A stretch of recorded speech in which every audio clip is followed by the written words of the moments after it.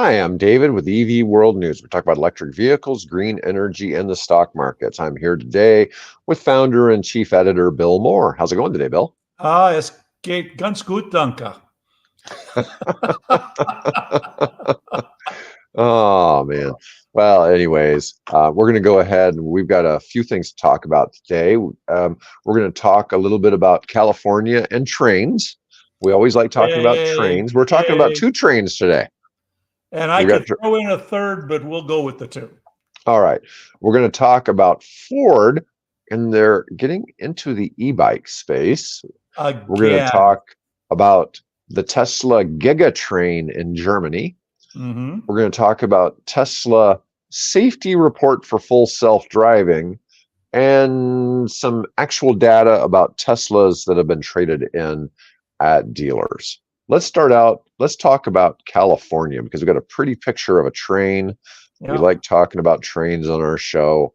Trains have actually been sort of electric for a long time. So they're probably the most electric vehicle for the longest period of time we've had. Well, yeah, well, maybe, because if we go back to submarines, they even Well, yeah, that's true. But diesel electric submarines, well, the United States phased them out. I mean, other countries still run diesel electric. Right. But I'm just saying, in terms of like general transportation. Yeah, exactly. When was the last time you had a ride in a nuclear submarine, right? So right, I haven't. Go ahead. Most of my submarine rides have been like at Disney World or something like that, or SeaWorld or something along those lines. Something along those lines, yeah. So this is it's actually the line that had been a diesel commuter train that the Metrolink in Southern California that runs between San Bernardino and Redland, which is, of course, over in the eastern part of the greater LA area. And they have introduced, or will shortly introduce, I think it is running now, a hydrogen fuel cell powered electric train, which is part of a larger effort on the part of the California government to encourage, and eventually the goal being to get completely away from selling petroleum, gasoline powered motor vehicles, or in this particular case, trains. So this is, I think it's like a 9-mile, something like that, run between Redlands and San Bernardino. It's actually a test of the system, because they hope that if it proves successful, that they'll be able to expand it across more of the Metrolink system, and eventually just get rid of all of their diesel power trains and go with these. This is interesting that I don't know where they ran it, but they said that they were able to run something like 1,200 miles. They got some kind of award for running 1,200 miles between charges. Now, presumably what that means is because this hydrogen, they have, hydrogen compressed gas tanks on board. So they were able to run the thing 1,200 miles before they had to top off, if you will, the hydrogen tanks on the train. Nice. Now, this is the Metrolink commuter rail in San Bernardino County. Yep. All right. Yeah, between the towns of San Bernardino and Redlands. Hydrogen fuel cell electric multiple unit passenger train. Well, can they simply convert from diesel to hydrogen? I mean, they've got they've already got the electric. Yeah. Well, they're diesel powered, which presumably means that they're diesel hybrids, I would gather, because that's the way most trains are anymore. Right. So no, this is a ground designed up thing from a company in Switzerland that name starts with an S, and it just slips me right now. But this is a Swiss-built train that is running for the first time on the system on hydrogen. Now, for those of y'all listening or watching this, Bill and I aren't the biggest hydrogen proponents, but I got exciting news on my phone this morning about hydrogen. Yeah, so I got a notification from the Electric Viking that he had a video out, and he puts out a lot of videos. He puts out like 6, 7 Oh, videos a he day. He works bails us. hard in this space. Oh, I know. We're barely scratching the I surface, and I'm like, know. man, I don't know where he comes up with some of the topics. I mean, we have no shortage of topics. We could do a video on every one Oh of yeah, these every one of topics, these. Yeah. but it's really interesting to see how much his team cranks out. But the title is Ukraine uses unwanted Toyota Mirai hydrogen cars as huge bombs. But he had no actual videos or pictures of it. And he was saying that with What? the 75% discount that Toyota puts on some of these Mirais to get people to buy them, Right. that Ukraine has been buying them, and they're able to just in hydrogen, they're able to use that as, I think he said, a 200 kilogram bomb by itself. So I don't know if they're figuring out how to remote pilot these and Well, send these that's into the my Russian guess. lines. Well, they have got the remote control vehicle technology down pat, right? I mean, the Right. stuff that they can do now with their drones, and they are doing some surface based. In fact, I think I read that they were actually using RC model cars to to attack Yes. Yeah. Russian So troops I and applaud cars and Sam things. for putting that video out, but he didn't have any explosions. I was so disappointed. I wanted to actually Oh, see one of the Mirais blowing up. They showed some explosions, but it wasn't the yeah, actually yeah. Mirai. Well, But that's probably classified. yeah, right.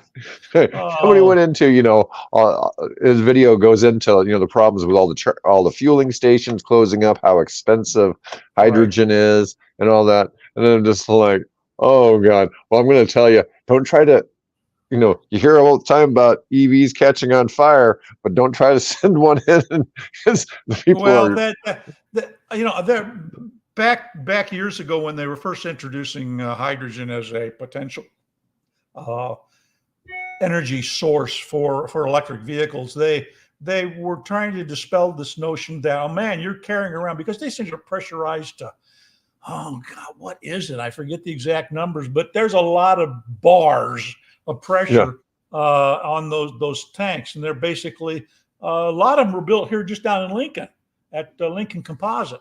So there's a lot of pressure under those things, and of course the fear is, oh my God, what if that explodes? And so what they did is they actually ran a test, and they punctured the tank, and what happened is you had this jet of flame coming out mhm. of the back where the tank, because they were putting the tanks back then in the trunk of the car, right?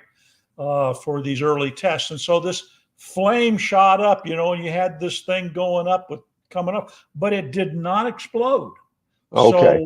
So what I think they're doing, probably they're putting some kind of a charge. It's like putting a charge on a on a tank of propane or something. I'm And sure they're combining some C4 oh, or something like oh yeah, that. they're I putting mean, something with it, you and know, that just helps accelerate the explosion or whatever it is. So yeah, that would let's because Russian troops have been known in their conflict with the Ukraine to find things and take them back to Mother Russia, right? Washing yeah. machines, TV sets, whatever they can find to take it back home. And so you can imagine them putting a nice, fancy Mirai. Oh my God, let's steal this, right? And they get it and they start it, and boom, you know. Could you imagine the disappointment of taking a hydrogen car back to Russia and not realizing what kind of fuel it used and being so confused? Yeah, well, in this case, I imagine that car did not go very far, unless Oh, no, I'm sure. they put a timer on it, and they got it to where they took it back to an air base and destroyed a bunch of Russian bombers with it. So I mean, who knows? What the ingenuity, sadly to say, the ingenuity of the Ukrainians in taking everyday objects and turning them into killing machines is proven phenomenal in this No, but war. I was really fascinated by that one story, but it didn't go. It Yeah, I was disappointed with the lack of like, verification. yeah, Yeah. I'd love to see somebody could share some links with us where they might be able to find some pictures of the Mirais. Now, the only thing you worry about this is like, well, car bombs are popular in the Middle East, but they Yeah, have no shortage of gasoline. Okay, so yeah. it's not like, but they usually pack them full of explosives, anyways. Of course, you realize that it takes a lot of hydrogen to refine gasoline. Not only does it take electricity, it takes a lot of hydrogen to make gasoline. So Mhm. in fact, all refineries actually have a facility either on or nearby that all it does is make hydrogen. So they can pipe it into the Oh, okay. refinery. Yeah. All right, so let's move on to the big Ford announcement. Oh man, this is like earth-shattering here. So, Ford, who doesn't even make cars anymore, Free is going to go time. back into making e-bikes, or I don't know if Yep. they've ever made e-bikes. This would be a first. No, well, let me give you some background. Okay, this is not the first foray by Ford. Do you like that alliteration? Into the Okay. e-bike space. Back, I should have worn my Think hat down here today, but back in the early 2000s, Ford had a little startup called Think, and I think we've talked about it Okay. before. Yeah. And part of THNK. right, and well, it was TH exclamation point NK. Oh, okay. That's the way they spelled it. So they had that, and they had a small city electric car, not unlike my Fiat, although it was a two-seater rather than mine is like a 2 plus. Then they had a neighborhood electric vehicle, and then they had a Think bicycle. And of course, none of these are actually made by the Ford Motor Company, but they do like they're doing with this one. They're contracting with a supplier to provide them with the bike. That's the first one. The first Think electric bike, right around the circa 2001, 2002. Then later, and this would be maybe 10 years later now, they roll out a new, in fact, it's a series of electric bikes. They actually had a competition within Ford Motor Engineering to come up with an electric bike. And so they never went into production, but they did have it available. I was able to see it. I can't remember if I rode it or not. No, I don't think I did, but I saw it at the Ford's California Development Center. So that's their third foray into, or second foray. And now, of course, we have this one with a company called N Plus. And they're going to be offering three models. One sort of a off-road version that is designed to go with the Bronco, Right. and then they have the two other versions that are designed to go with, interestingly, the gas-powered Mustang. I don't quite understand that. Why they don't do it with the Mach-E, but it's with the gas-powered thing, and I guess I get it. it's got a little bit different features, than the Bronco one, but essentially it's the same bike. It's what's called a Class 3, which means that it's capable of hitting 28 miles an hour. And that, of course, doing that means it's restricted, and depending on where you are, what legal jurisdiction you're within, you can ride that. You're required to only ride it on the road, and you can't ride on sidewalks and trails and Oh, things yeah. like that. Okay. Yeah. Yeah. It's an interesting article from The Verge. It says other car companies like GM, Porsche, Jeep, and Polestar have tried to do the same thing. Yep. Ford says its bikes will be unique in that they're tied into, the Bronco and the Mustang. Right. Let's see what we get here. The Bronco will come with a 750-watt hub motor, generates 85 nanometers of torque. Which is the legal. Basically, that's the legal limit you can It have on is. an e-bike. And then they have a dual suspension system that Ford has branded the GOAT for goes over any type of terrain. Right. But that might be GOAT with two T's. Right. Interesting. Exactly. Yeah. The author points that out. So. And it'll have a motorcycle inspired saddle. The Bronco e-bike, like you said, is type 3, two Mustang e-bikes. Let's see. I don't think it 2.6 listed inch the tires. price though, did it? I don't recall seeing anything about pricing. neither bike will be cheap. The Bronco will start at 4,500 with Yeah. 350 There we applied for go. a paint color other than the standard Area 51. The Mustang bike will sell for 4,000 with a similar option to choose a different paint beyond the base carbonized metallic gray. Both can be pre-ordered now at the company's website. There you go. Let's see. Well, that's certainly something different. That's probably these are the kind of, if you will, I don't know if you call them collector's items, but they're sort of more kind of a prestige thing. I mean, there are e-bikes that are way more expensive than that. They're up in the two-figure range, right? 10,000 and above. But Right. most e-bikes are somewhere in the 2,500 range, although you can get them Mhm. for for under 1,000. So this puts them a little bit at the higher end of the more affordable e-bike range. But then again, if you can afford a Bronco, for what are Broncos going for these days? 45, 50,000 or more. So Yeah, it's fun to see Ford doing this.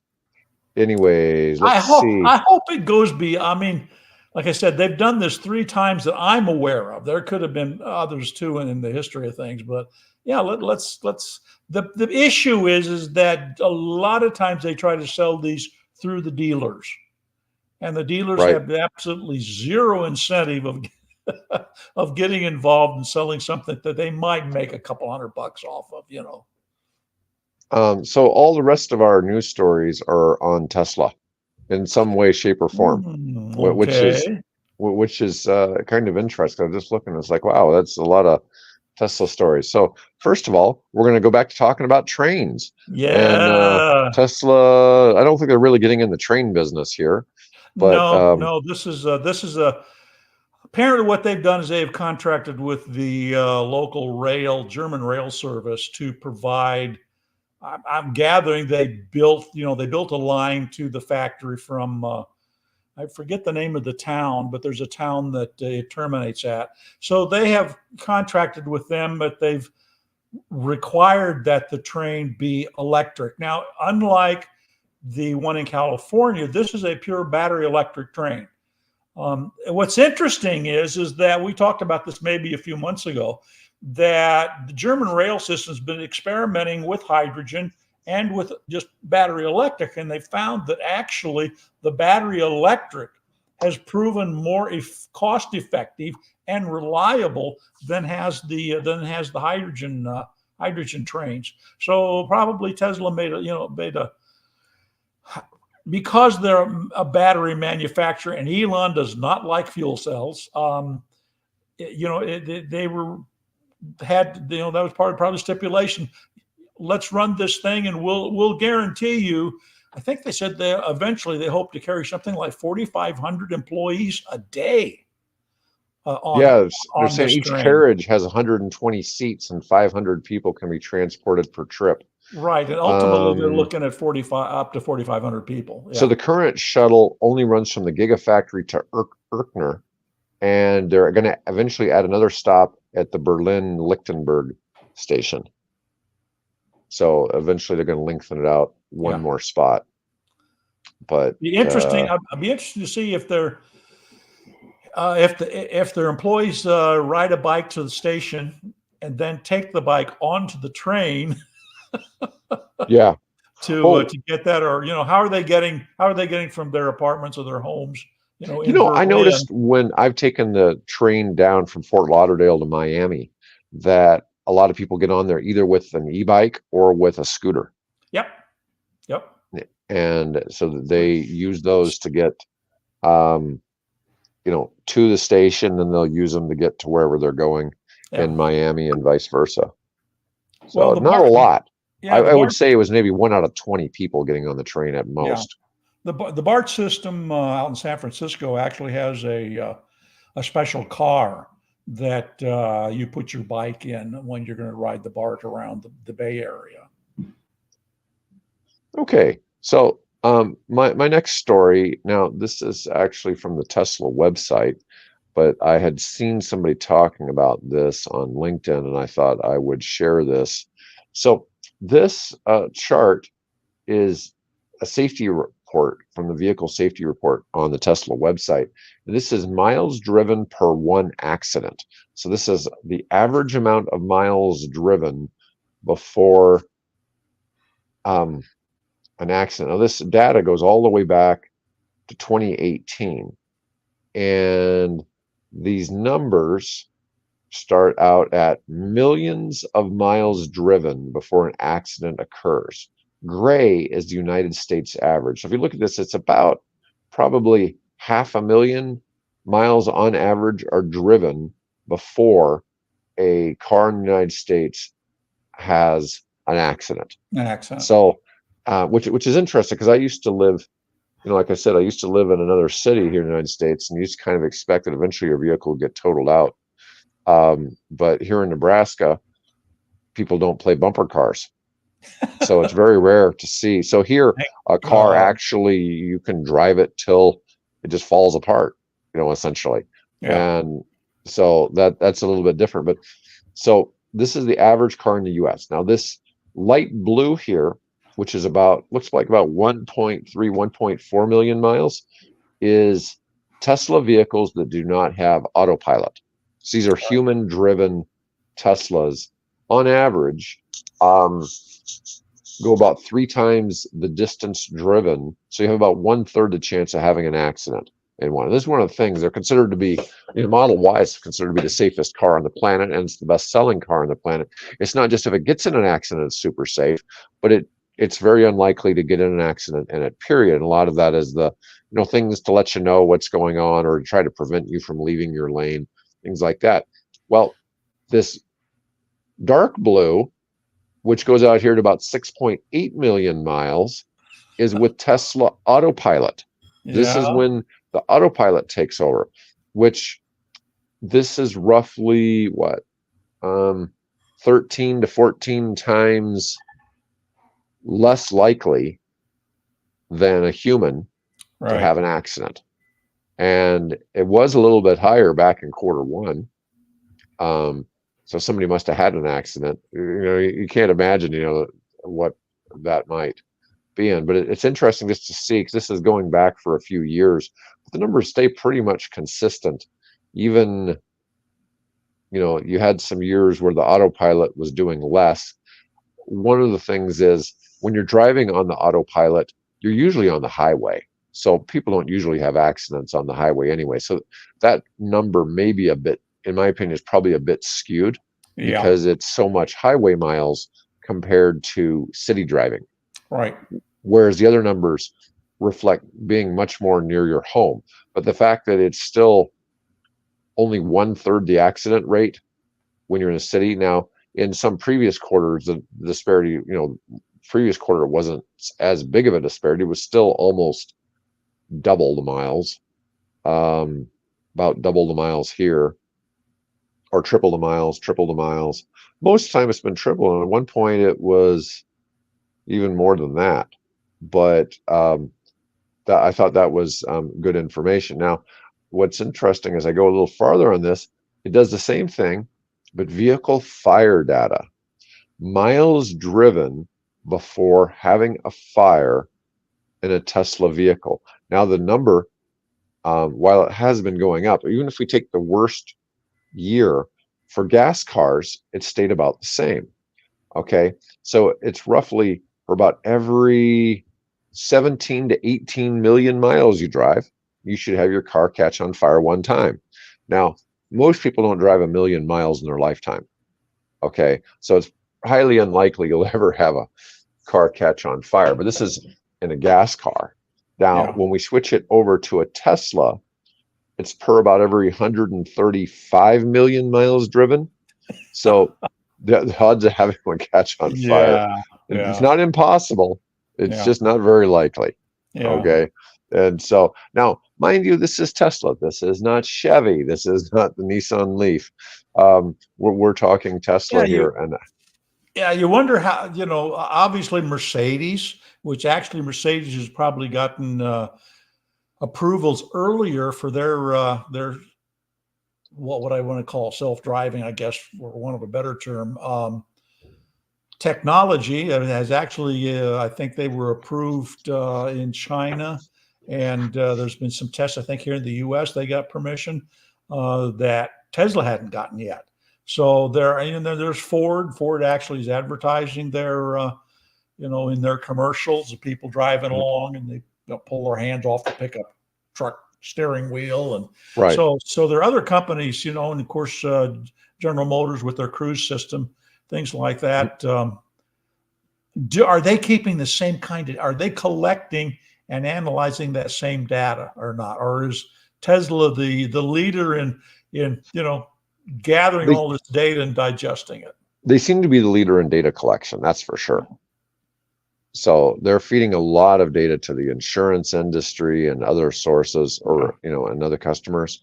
But I don't know otherwise. I would imagine that every car company must be wanting to collect data. Want that information. We all love analytics, right? Well, not everybody, but some of us love analytics.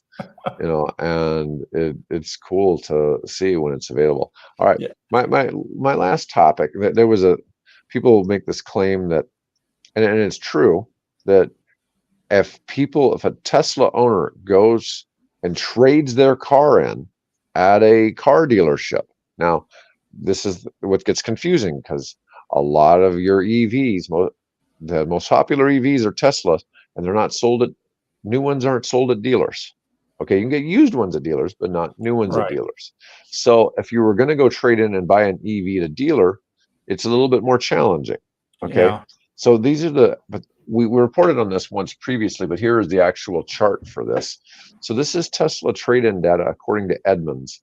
So in 2019, if a Tesla owner decided to trade in their Tesla at a ICE dealership, 71% of the time they were getting an ICE car, 10% another EV, 18% a hybrid, 0 chance of plug-in hybrid. In 2019, there really weren't. That was one of those years where pretty much everybody dropped the plug-in hybrids. Yeah. So they started coming back in 2020 just a little bit, and so that year it was 2020 was the worst year with Tesla owners trading in for some gas cars. But every year since, it's steadily gone down. Now, when we get to the 51% this year, 32% was for a different EV, 10% for a hybrid, 6% for a plug-in hybrid. Now, what's difficult about this is most Teslas are leased. And the leased Teslas go back to Tesla. They're not traded in. And so Tesla has the highest satisfaction rating and brand loyalty of any car maker. So while people will try to claim that half of people trading in their Tesla got a gas car, that's not completely true, because most people are taking their Tesla, they're turning in the lease, and they're turning right around and getting another Tesla. And those who are wanting to trade in find themselves going to a car dealer who in all likelihood doesn't have, of course, they won't have a Tesla because there are no Tesla dealers. And so their best bet is, well, we'll go to a Toyota dealer and we'll get a, Prius Prime or something along that line. Yeah. Yeah. And obviously up until, while EVs still don't serve apartment dwellers real well, or people that don't have access to their own parking spot, it's kind of interesting to see some of this, because you also don't know in these cases how many of these people moved from somewhere where they could charge to somewhere where they couldn't charge. And so you have that difficulty. We sell our home here where I've got a nice garage. I got it all set up for keeping the car charged and things like that. And we decided to downsize, right? Because we're at that age where, do we really need all this space, right? Let's downsize. And chances are that'd probably be an apartment. And I can pretty well tell you that there won't be a charging option for us to keep the Fiat, right? So and we're only probably the tip of the iceberg of that demographic moving. Places are starting to have more and more charging stations for their tenants. But a lot of your new apartments, especially in this part of the country, you have the underground parking, or you actually have a garage bay that you rent. Right. And so in those cases, those people do have access at least to Yeah. electricity. Well, yeah, but how much? Is it Right. for 30, Like 40 level amp one. circuit, Yeah. 110 volts? Probably that's the best you can count on. I don't know how many guys will equip, apartment builders and things will equip their garage with 220, right? So, Right. yeah. Bill, you But said you had a third train. oh yeah. Well, the other one is there is talk, and of course, this is way in the distance. I think they're talking like something like 2050 or something like that. That they're going to be doing a bullet train. They're planning for a bullet train between New York and Boston that'll do the trip in 100 minutes, as opposed to the hours it takes today to drive between those, what, they're a couple hundred miles apart, I think, something like that. So we Maybe didn't. faster than flying then. Oh well, Because when you yeah. fly, you have to go. You have other things to take into account. Well, yeah, As if far as time. you can, I mean, you can hop a train. And my wife and I did this for our 40th wedding anniversary. We, went out to see our daughter in New Jersey, and then we said, we're going to go, spend our wedding anniversary in Cape Cod. So we basically got on the train.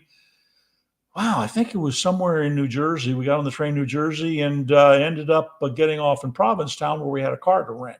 But this will do the trip at the train. They says it'll do something like 225 miles an hour, and it'll do the trip in Wow. 100 minutes. But we're talking about building 16 miles worth of tunnels and a timeline that is probably beyond my expiration date, right? Right. Some young guy you could probably write it, but yeah, it's a little ways Maybe. out in the future. But hey, that would be great, to have that ability to do that. They certainly have the population density there on the Oh coast yeah, makes sense. Sure. to where that makes sense. So, anyways, well, Bill, that was all we Hey, had for today, and there's good show. lots more folks we could talk about, but we don't. You've got your lives to live, and we have our lives to live, and we've taken enough of your time, and we really appreciate you tuning in and listening to what we have to say. So, thank you. All right, folks, have a great day.